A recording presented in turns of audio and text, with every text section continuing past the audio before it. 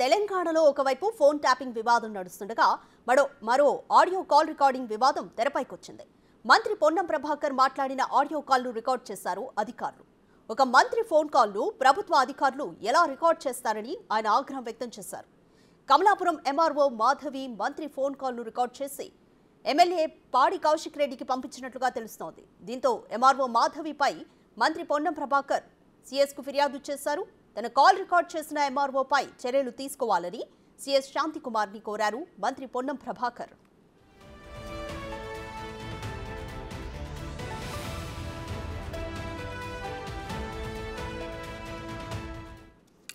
కళ్యాణలక్ష్మి చెక్కులను ప్రభుత్వ అధికారులు స్థానిక సర్పంచులే పంపిణీ చేయాలని హనుమకొండ ఆర్డీఓ రమేష్ కమలాపురం ఎంఆర్ఓ మాధవిని ఆడియో కాన్ఫరెన్స్ ద్వారా ఆదేశించారు.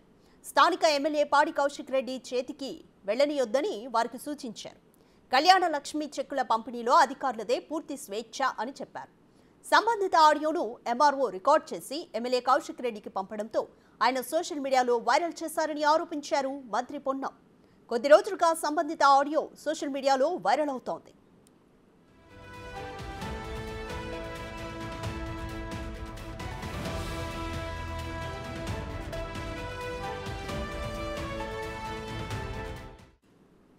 మరోవైపు ఫోన్ కాల్ రికార్డింగ్ వ్యవహారంపై సీఎస్ శాంతికుమారి సీరియస్ అయ్యారు. కమలాపూర్ తహసీల్దార్పై చర్యల విషయంపై నవీన్ మిట్టల్కు ఫార్వర్డ్ చేసినట్లు తెలుస్తోంది.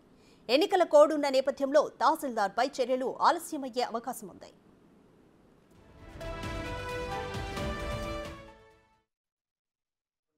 సార్ నమస్తే సార్. ఆర్డీఓ గారు లైన్ ఉన్నారు. మాధవి, ఇంతకుముందు మినిస్టర్ గారు కాల్ చేసిన నమస్తే అమ్మా. అది ఇప్పుడు మొన్న మీరు చెక్కుల గురించి చెప్పారు కదా, కళ్యాణ లక్ష్మి. అవును సార్. అదే మంత్రి గారి దృష్టిలో పెట్టి వాళ్ళు చెప్పినట్టుగా ఆ టైం తీసుకొని చెయ్యండి అని మళ్ళీ దృష్టిలో పెట్టే ఏం లేదు. ఒక నిమిషం ఆడియో సార్. మేము కూడా చెప్తున్నాం. ఎంఆర్ఓ గారు సార్ మొన్నటి దాకా హుజురాబాద్ ఎమ్మెల్యే ఈటెల రాజేందర్ ఉంటే ఎమ్మెల్సీ గవర్నమెంట్ ఉంది కదా అని ఎమ్మెల్సీ కౌశిక్ రెడ్డి ద్వారా పంచిపించారు మీరు. అవును సార్. అవును. ఇప్పుడు మేము మా ఊరికి ప్రోటోకాల్ లేదు. ఎమ్మెల్సీ కాదు, మా కంటెస్టెడ్ క్యాండిడేట్ ప్రణవ్ సార్. ఎమ్మెల్యేకి మా పార్టీ వాడు కాదు, మా అధికార పార్టీ కాదు సార్. మీకే స్వేచ్ఛను ఇస్తున్నాం, మీరే అధికారులు వంచండి. ఆయన చెయ్యికి ఒక్కటి పోయినా సార్ పోవద్దని చెప్తున్నాను.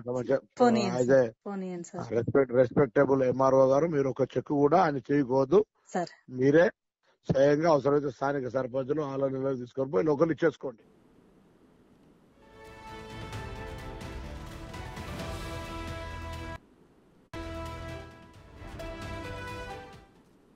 పూర్తి డీటెయిల్స్ మా ప్రతినిధి వేణు వరంగల్ నుంచి అందిస్తారు.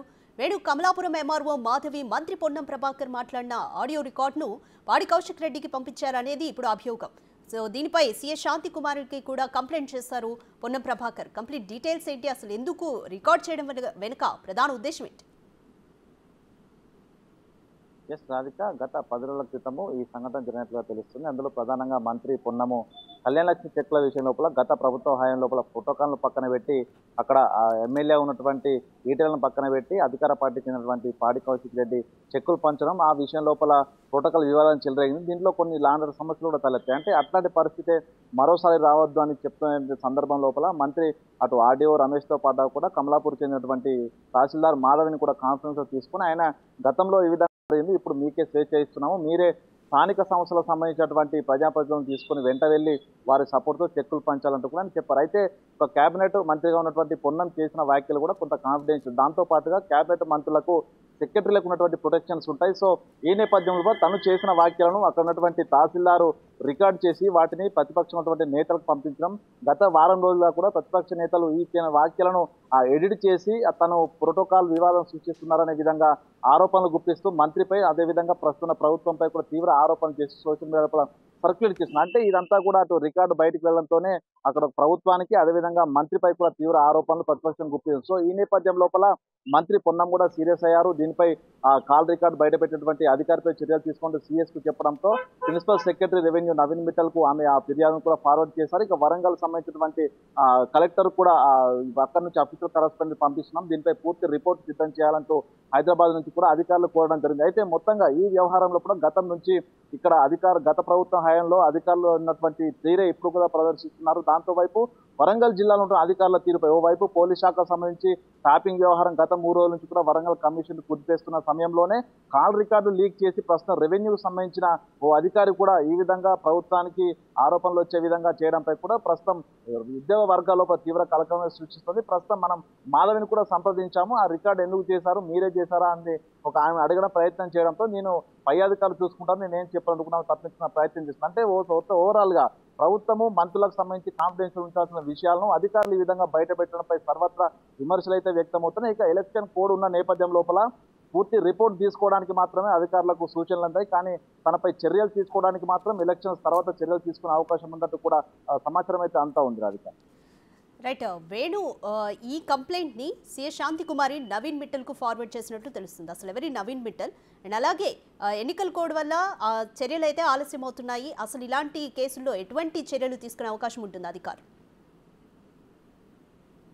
అంటే కేబినెట్ కి సంబంధించి పూర్తి యొక్క ప్రొటెక్షన్ అయితే ఆ మంత్రులకు ఉంటుంది. మంత్రులు క్యాబినెట్ మంత్రులకు ఏదైతే సివిల్ సర్వీస్ అధికారులకు ఏ విధంగా సెక్రటరీ హోదాలో ఉన్నటువంటి అధికారులకు ఏ విధమైన రక్షణ, వారికి సంబంధించి విషయాలు, వారికి సంబంధించి కింది స్థాయి ఉద్యోగులకు ఇచ్చే సూచనల మీద కాన్ఫిడెన్షియాలిటీ ఉండాల్సి ఉంటుంది. సో ఈ నేపథ్యంలో తను కళ్యాణ్ లక్ష్మి అంటే ప్రభుత్వ స్కీమ్ కు సంబంధించినటువంటి అంశం లోపల అంటే తన అఫీషియల్ కరస్పాండెంట్ కూడా అంటే దాన్ని కూడా కాన్ఫిడెన్షియల్ గా ఉంచాల్సిన అవసరం ఉంది. కానీ ఈ రికార్డును బయట పెట్టడం, ఆ రికార్డును బేస్ చేసుకుని ప్రస్తుతం ప్రతిపక్షంగా ఉన్నటువంటి బీఆర్ఎస్ నేతలు అటు కమలాపూర్తో పాటు హుజరాబాద్ నియోజకవర్గం లోపల తీవ్రంగా ఎడిట్ చేసి వైరల్ చేస్తున్నారు. అంటే ఇదంతా అటు మంత్రిపై, దాంతో పాటుగా ప్రభుత్వంపై కూడా, కాంగ్రెస్ ప్రభుత్వంపై కూడా తీవ్ర విమర్శలు గుప్పిస్తూ అనుచితమైన ఈ యొక్క రికార్డు కారణంగానే ప్రతిపక్షాలు పూర్తి స్థాయిలో ప్రభుత్వాన్ని చెడ్డ పేరు తెచ్చే విధంగా కామెంట్ చేస్తున్నారు. కాబట్టి ఈ యొక్క కాన్ఫిడెన్షియల్ గా ఉండాల్సిన రికార్డు బయట పెట్టడం మాత్రం ఒక క్రైమ్ ఇది. సో అందుకే 4 రోజుల పాటు వెయిట్ చేసినటువంటి మంత్రి పొన్నం కూడా నేరుగా సిఎస్ కు ఫిర్యాదు చేశారు. అయితే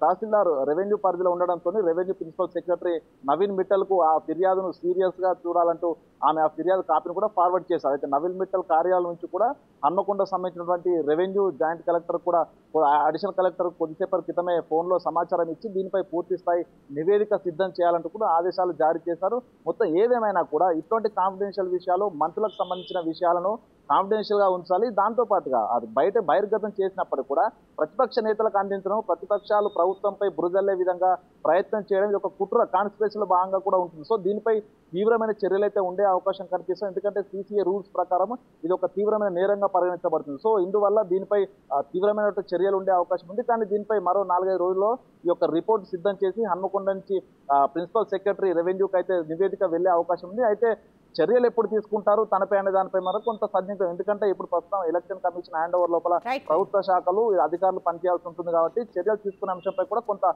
ఆలస్యమయ్యే అవకాశం అయితే ఉంది.